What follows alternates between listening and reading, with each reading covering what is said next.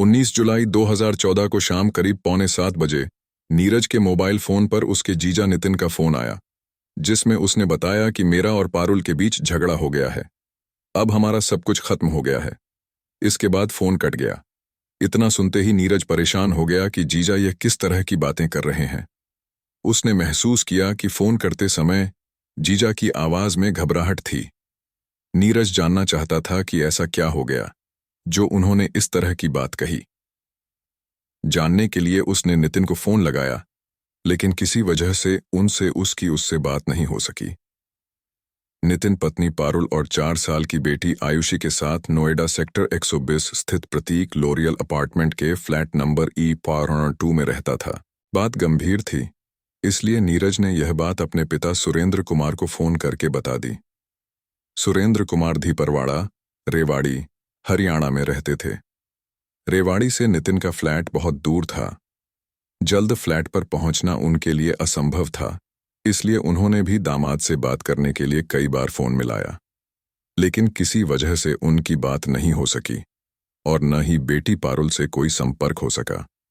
सुरेंद्र कुमार भी इस बात की चिंता कर रहे थे कि बेटी और दामाद में से किसी का भी फोन क्यों नहीं लग रहा।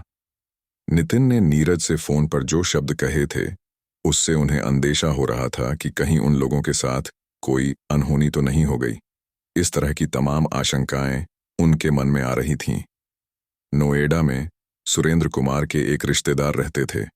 उन्होंने अपने उस रिश्तेदार को फोन करके दामाद के फ्लैट पर जाकर पता लगाने को कहा।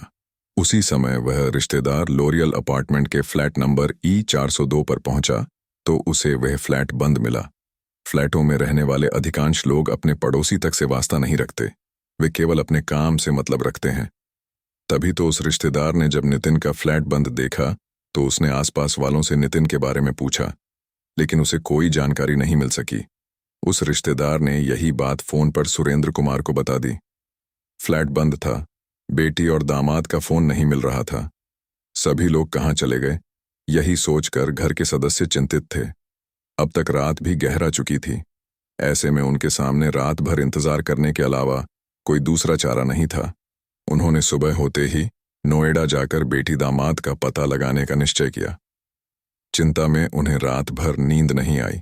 अगले दिन 20 जुलाई 2014 को सुरेंद्र कुमार अपनी पत्नी और बेटे के साथ नोएडा स्थित अपने दामाद के फ्लैट पर पहुंचे। उन्हें भी फ्लैट बंद मिला तो उन्होंने सोसाइटी के पदाधिकारियों को इसकी सूचना दी। फ्लैट बंद और उसमें रहने वालों का कोई अता पता नहीं चलने पर मामला संदिग्ध लग रहा था। सोसाइटी के एक पदाधिकारी ने इसकी सूचना थाना सेक्टर 8 को दे दी। थाने में खबर मिलने के थोड़ी देर बाद ही थाना प्रभारी चरण सिंह शर्मा सेक्टर 120 स्थित प्रतीक लोरियल अपार्टमेंट पहुंच गए। तब सोसाइटी वाले पुलिस को उस फ्लैट तक ले गए जिसमें नितिन परिवार के साथ रहता था। फ्लैट का दरवाजा बंद होने से पुलिस भी चौंकी। फ्लैट खोलना जरूरी था, उसके बाद ही नितिन और उसकी बीवी बच्ची का पता लग सकता था। वहां मौजूद लोगों की मौजूदगी में थाना प्रभारी ने नितिन के फ्लैट का ताला तोड़कर अंदर घुसे तो उन्हें तेज बदबू का एहसास हुआ। फ्लैट का नजारा चौंकाने वाला था। जमीन पर बिछे गद्दे पर नितिन की 4 साल की बेटी आयुषी मृत पड़ी थी। नातिन की लाश देखकर सुरेंद्र कुमार और उनकी पत्नी जोर जोर से रोने लगी। बच्ची की लाश मिलने के बाद पुलिस नितिन और पारुल को ढूंढते हुए फ्लैट की लॉबी में पहुंची तो कुर्सी पर 28 वर्षीय पारुल की लाश मिली, लेकिन नितिन फ्लैट में नहीं मिला। दोनों लाशों से तेज बदबू आने से लग रहा था कि उनकी हत्या कई दिनों पहले की गई थी। मौके पर चाकू तथा फर्श पर खून के धब्बे थे। पारुल के हाथ पर भी कटने का निशान था। घटनास्थल की स्थिति से लग रहा था कि पारुल की हत्या चाकू से की गई थी और उसकी बेटी आयुषी का गला घोंटा गया था। नितिन के गायब होने से सभी का अनुमान था कि यह सब उसी ने किया होगा। पारुल के माता पिता यह नहीं समझ पा रहे थे कि नितिन की घर गृहस्थी जब ठीक से चल रही थी तो ऐसी क्या बात हो गई कि उसने उनकी बेटी और नातिन को मार डाला। अपार्टमेंट में रहने वाले जिस किसी ने भी सुना कि फ्लैट नंबर E-402 में 2 हत्याएं हुई हैं, वह उसी ओर चल दिया। उधर दोहरे मर्डर की सूचना थाना प्रभारी ने वरिष्ठ पुलिस अधीक्षक डा प्रीतिंदर सिंह को दी तो वह भी थोड़ी देर में मौका वारदात पर पहुंच गए। पुलिस ने बारीकी से फ्लैट का मुआयना किया तो वहां सभी सामान अपनी अपनी जगह रखे मिले। यानी ऐसा नहीं लग रहा था कि किसी ने लूट के इरादे से दोनों हत्याएं की हों। ऐसा लग रहा था कि हत्यारे ने पारुल की मर्जी से फ्लैट में एंट्री की थी और दोनों की हत्या करके आसानी से ताला बंद करके चला गया था। हत्यारा पारुल का कोई परिचित ही रहा होगा। चूंकि पारुल का पति नितिन गायब था, इसलिए पारुल के घर वालों को इस बात का शक था कि उसी ने दोनों की हत्या की होगी। पुलिस ने मौके से जरूरी सबूत इकट्ठे करके दोनों लाशों का पंचनामा करने के बाद उन्हें पोस्टमार्टम के लिए भेज दिया। संदेह के आधार पर पारुल के पति नितिन रोहिल्ला के खिलाफ हत्या का केस दर्ज करके पुलिस ने आवश्यक कार्रवाई शुरू कर दी।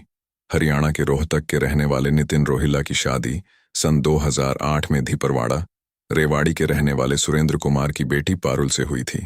नितिन ग्रेटर नोएडा के सूरजपुर स्थित यामाहा कंपनी में इंजीनियर था। पारुल आर्किटेक्ट की डिग्री लिए हुए थी। उच्च शिक्षित पारुल और नितिन की गृहस्थी हंसी खुशी से बीत रही थी। शादी के कुछ दिनों बाद पारुल एक बेटी की मां बनी, जिसका नाम आयुषी रखा। बेटी के जन्म के बाद दोनों बेहद खुश थे। नितिन ने नोएडा के सेक्टर 120 स्थित प्रतीक लोरियल अपार्टमेंट में एक फ्लैट किराए पर ले रखा था। वहीं पर वह पत्नी और बेटी के साथ रहता था। पारुल हाउसवाइफ थी। पति की ड्यूटी पर जाने के बाद वह बेटी के साथ घर पर मस्त रहती थी। पुलिस नितिन रोहिल्ला की तलाश में जुट गई। वह यामाहा कंपनी में नौकरी करता था। वहां जाकर पुलिस ने पता किया तो जानकारी मिली कि 17 जुलाई को नितिन ने तबीयत खराब होने की बात कहकर ऑफिस आने से मना कर दिया था। यानी वह 16 जुलाई तक ऑफिस आया था, उसके बाद नहीं आया था। पारुल और आयुषी के शव देखकर लग रहा था कि उनकी हत्याएं 3-4 दिन पहले की गई थीं। कई दिनों से नितिन के ऑफिस न पहुंचने पर पुलिस का शक नितिन की तरफ और बढ़ गया। पुलिस मानकर चल रही थी कि हत्या करने के बाद वह फरार हो गया है। पुलिस ने उसके मोबाइल फोन की कॉल डिटेल्स निकलवाई, शायद उससे उसके बारे में कोई सुराग मिल सके। पुलिस नितिन की सरगर्मी से तलाश कर रही थी कि रात 8 बजे पुलिस को खबर मिली कि नोएडा ग्रेटर नोएडा एक्सप्रेसवे के 0 पॉइंट पर एक कार में आग लगी है। सूचना मिलते ही स्थानीय पुलिस और फायर ब्रिगेड की गाड़ी मौके पर पहुंच गई। आधा घंटे की मशक्कत के बाद कार में लगी आग बुझाई गई। पुलिस ने जांच की तो उस सेंट्रो कार में एक आदमी जला हुआ मिला। उस सेंट्रो कार की जांच की गई तो पता चला कि वह कार नोएडा के सेक्टर स्थित प्रतीक लोरियल अपार्टमेंट में रहने वाले नितिन रोहिल्ला की है। स्थानीय पुलिस ने यह जानकारी सेक्टर 50 थाना पुलिस को दी तो थाना प्रभारी रात में ही एक्सप्रेसवे के 0 पॉइंट पर पहुंच गए। लाश झुलस चुकी थी, इसलिए वह पहचानने में नहीं आ रही थी। जब कार नितिन की है तो इसमें जली लाश किसकी है? यह बात कोई समझ नहीं पा रहा था। कहीं ऐसा तो नहीं कि पत्नी और बेटी की हत्या करने के बाद नितिन ने अपनी जीवन लीला खत्म कर ली हो। यह बात यकीन के साथ तब तक नहीं कही जा सकती थी जब तक कार में जली लाश की शिनाख्त न हो जाए। थाना प्रभारी चरण सिंह शर्मा ने नितिन रोहिल्ला के घर वालों को बुलाया तो नितिन के भाई ने उसकी शिनाख्त अपने भाई के रूप में की। इसके बाद पुलिस ने वह लाश पोस्टमार्टम के लिए भेज दी और एक सैंपल डीएनए जांच के लिए प्रयोगशाला भेज दिया, जिससे पता चल सके कि लाश किसकी थी। पुलिस यह भी मानकर चल रही थी कि कहीं यह नितिन की कोई गहरी साजिश तो नहीं है, जिसमें उसने पत्नी और बेटी की हत्या करने के बाद खुद को बचाने के लिए किसी और को बलि का बकरा बना दिया हो। नितिन को लेकर पुलिस असमंजस की स्थिति में आ गई।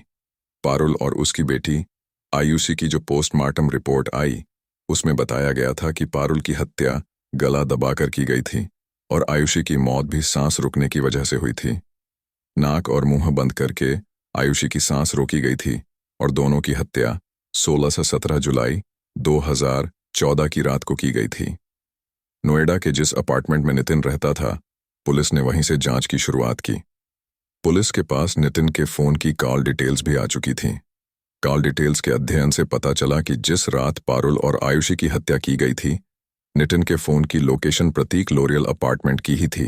अपार्टमेंट की लिफ्ट में लगे सीसीटीवी फुटेज से पता चला कि 16 जुलाई के बाद पारुल और आयुषी फ्लैट से नहीं निकले थे। शाम के समय नितिन को फ्लैट में जरूर जाते देखा गया था। इसका मतलब 16 जुलाई की शाम को नितिन फ्लैट में आया था। उस समय वह सूरजपुर स्थित अपने ऑफिस से आया था। उसके ऑफिस से पता चला कि 16 जुलाई को ड्यूटी करने के बाद वह वहां से 5 बजे निकला था। ऑफिस से वह शाम 6 बजे के करीब अपने फ्लैट पर पहुंचा था। 17 जुलाई को नितिन ड्यूटी पर नहीं गया था। उसने फोन करके बता दिया था कि उसकी तबीयत खराब है। 16 जुलाई की शाम को अपने फ्लैट में घुसा नितिन 19 जुलाई को सुबह 7:30 बजे के करीब बाहर निकला था। यानी 16 से 17 जुलाई की रात को पत्नी और बेटी की हत्या करने के बाद वह 19 जुलाई तक दोनों लाशों के साथ फ्लैट में ही रहा। 19 जुलाई को सुबह 7:30 बजे फ्लैट से निकलने के बाद वह दोपहर 2:30 बजे तक सोसाइटी के आसपास घूमता रहा। उसी दिन शाम 6:30 बजे वह सीढ़ियों के रास्ते फ्लैट में पहुंचा। 6:45 बजे के करीब उसने अपने साले नीरज को फोन करके कहा कि मेरा और पारुल का झगड़ा हो गया है, अब हमारा सब कुछ खत्म हो गया है। साले को फोन करने के 17 मिनट बाद नितिन लिफ्ट के जरिए बिल्डिंग से बाहर निकला और शाम 7:30 बजे ग्रेटर नोएडा के नॉलेज पार्क पहुंच गया। ये सारी जानकारी उसके फोन की लोकेशन की जांच के बाद मिली। इसके आधे घंटे बाद 8 बजे नोएडा ग्रेटर नोएडा एक्सप्रेसवे के 0 पॉइंट पर उसकी सेंट्रो कार के जलने की खबर मिली। पुलिस यह नहीं समझ पा रही थी कि 16 से 19 जुलाई तक नितिन फ्लैट में रहकर क्या करता रहा, जबकि वहीं पर उसकी पत्नी और बेटी की लाशें पड़ी थीं। 19 जुलाई को फ्लैट से उसका बाहर जाना और 7 घंटे बाद फ्लैट में वापस आने का यह संकेत मिल रहा है कि उसने लाशों को अपार्टमेंट से बाहर ले जाने का प्लान बनाया होगा, लेकिन चौकस सुरक्षा व्यवस्था को देखकर उसका प्लान चौपट हो गया होगा। इसलिए वह 7 बजे के करीब वहां से अकेला ही चला गया। नितिन के भाई ने भले ही जली हुई कार में मिली लाश की शिनाख्त नितिन के रूप में कर दी है, लेकिन पुलिस को अभी भी संदेह है। तभी तो उसने डीएनए जांच के लिए सैंपल भिजवाए हैं। अगर डीएनए जांच में इस बात की पुष्टि हो जाती है कि कार में मिली लाश नितिन रोहिल्ला की थी, तो यह स्पष्ट हो जाएगा कि पत्नी और बेटी की हत्या करने के बाद नितिन ने भी सुसाइड कर लिया है। और अगर डीएनए जांच रिपोर्ट नितिन के अलावा और किसी आदमी की निकली तो पुलिस के लिए एक नई मुसीबत खड़ी हो जाएगी। फिर उसे नितिन को तलाशना होगा। इसके बाद ही पता लग सकेगा कि उसने खुद को बचाने के लिए किस शख्स को अपनी कार में जलाया था। बहरहाल पुलिस के लिए यह मामला अब बहुत पेचीदा हो गया है।